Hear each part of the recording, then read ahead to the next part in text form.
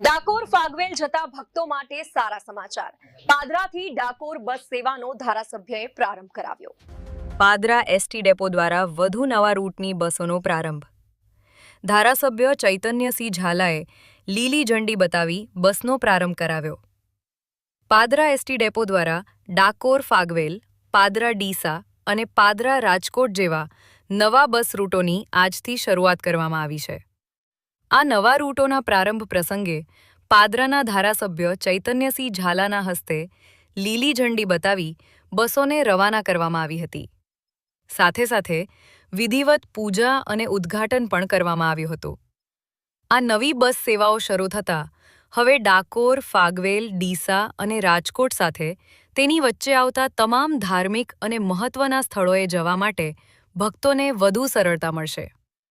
ઉલ્લેખનીય છે કે થોડા દિવસો પહેલા જ કચ્છના માતાના મઢ સુધીનો બસ રૂટ પણ શરૂ કરવામાં આવ્યો હતો, જેનું ઉદ્ઘાટન પણ ધારાસભ્ય દ્વારા કરવામાં આવ્યું હતું।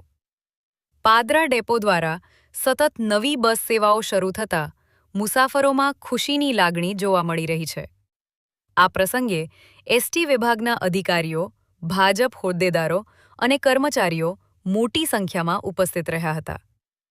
ઉલ્લેખનીય છે કે છેલ્લા ઘણા સમયથી ડાકોર ફાગવેલ જતા ભક્તોને મુશ્કેલી પડી રહી હતી, જે માંગના આધારે આ નવા રૂટની બસ સેવા શરૂ કરવામાં આવી।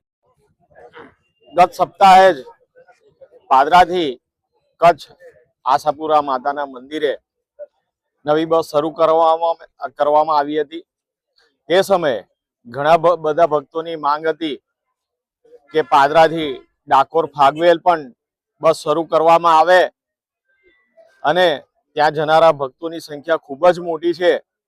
તો આ તમામ ભક્તોની માંગણીને ધ્યાનમાં રાખીને આજ રોજ નવીન 3 બસ સેવા શરૂ કરવામાં આવેલી છે, જેમાં એક બસ એ પાદરા ડાકોર ફાગવેલ શરૂ કરવામાં આવેલી છે, જેથી કરીને તમામ ભક્તો એ ડાકોર ફાગવેલ દર્શન માટે જઈ શકશે। અને એ સાથે જ પાદરા ડેપોને નવી 2 બસો ફાળવવામાં આવી છે, જે પાદરાથી ડીસા અને પાદરાથી રાજકોટ એ એક્સપ્રેસ રૂટ પર એ રોજિંદી ચાલશે અને જેથી કરીને પાદરા તાલુકાની જનતાને અવર જવર માટે તેમજ વિવિધ સ્થળોએ પોતાના ભક્તિના સ્થળે જવા માટે પણ ખૂબ જ સહુલિયત ઊભી થશે, જે આજે 3 બસોનું લોકાર્પણ કરવામાં આવ્યું છે।